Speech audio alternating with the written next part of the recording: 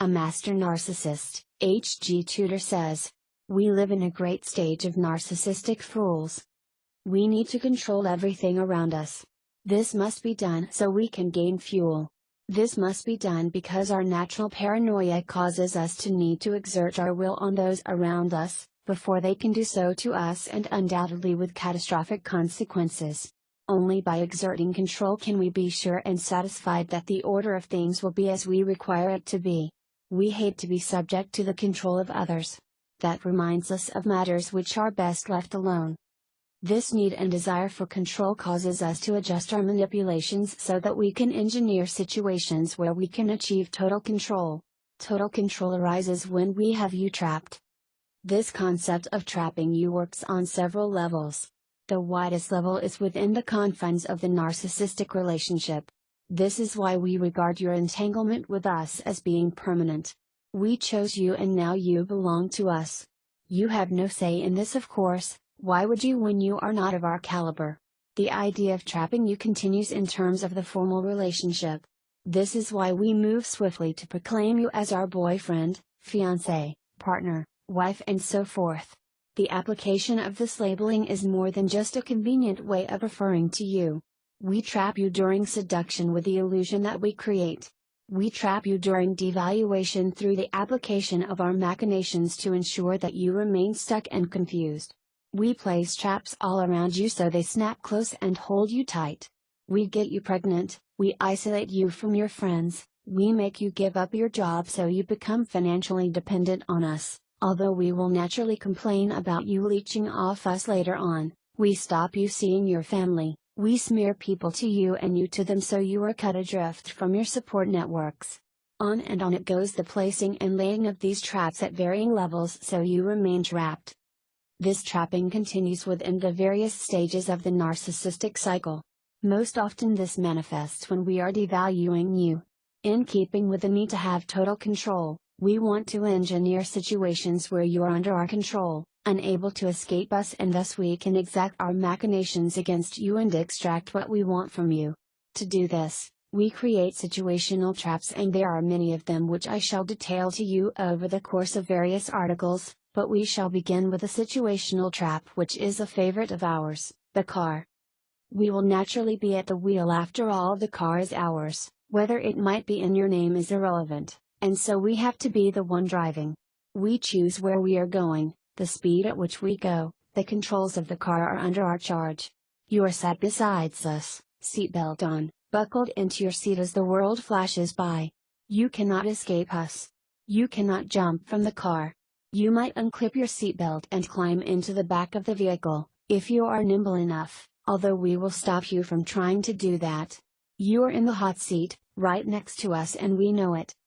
You may be well cuffed to a chair in some dingy basement, with a single bright light shining in your face, for the interrogation and treatment will be of a similar nature. The journey may have begun pleasantly enough, but if this is a trip which is taking place during the devaluation period, all it takes is for you to blunder into criticizing us, and then our fury ignites and the nastiness commences. With you trapped, we know that we have you all to ourselves. There is nowhere for you to go. With a mid-ranger or a greater, you will be lured into the vehicle purely for the purposes of us being to rely on the situational trap. The behavior which has offended us may have taken place earlier, in some instances days earlier, and with plotting mind firing away, we avail ourselves of the opportunity to coerce you to go on a journey with us. It will undoubtedly be under some false pretense, a picnic, a drive to the coast, a trip to the shopping mall. Once you're in, the seatbelt is on and the central locking clicks, then you are our prisoner. The smile we wore fades in an instant, and the fury which we have kept under control is now allowed to the surface.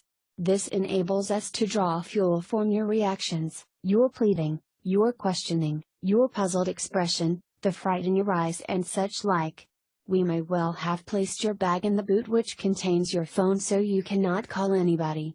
If you try to reach for your phone, it will be snatched from you and thrown to one side, quite possibly from the moving vehicle, as we ensure that you are isolated and trapped. You cannot go anywhere. There is nobody to ask for help. You cannot move out of this confined space. Thus we have placed you in this situation trap, which is allowing us to exert complete and utter control over you, enabling us to do as we please, for howsoever long we choose, and accordingly, such total control is very much an outcome that we aim for. When we have you to ourselves in this manner, so begins the unpleasant treatment, which is all designed to ensure you remain subjected to our power and for you to give us fuel.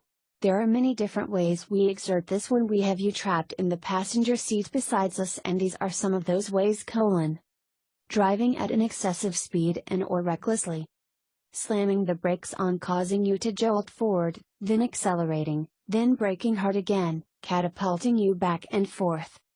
Braking hard when you are about to take a drink so it spills. Turning up the music extremely loud.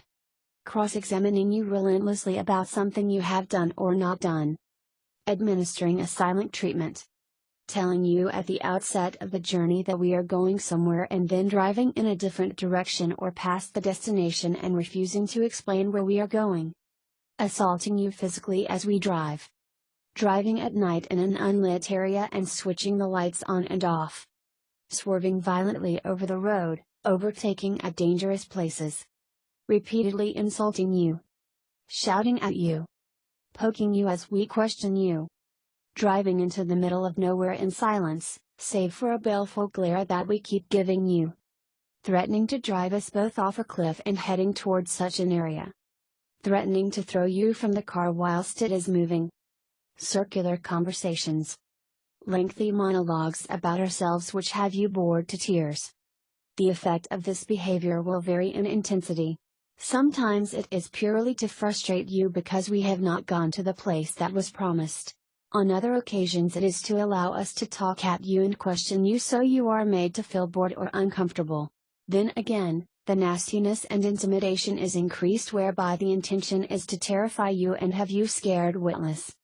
Having behaved in this manner and left too terrified, shaking and scared, we may well purposefully drive into an area where the traffic is slower and there are other cars around to test you to see if you try to escape us or attract attention from somebody else. We will be waiting for you to test our control, and if you do, there will be further repercussions. Repeated applications of this behavior will eventually condition you to the point that you dread being told that we are going for a drive. Since you have come to know only too well that it is far more than just going for a drive. It is placing you in a cell right next to us, a cell from which you are unable to move or escape, and thus we can apply our twisted machinations against you all in the name of fuel and further control. You are trapped and it is to drive you insane.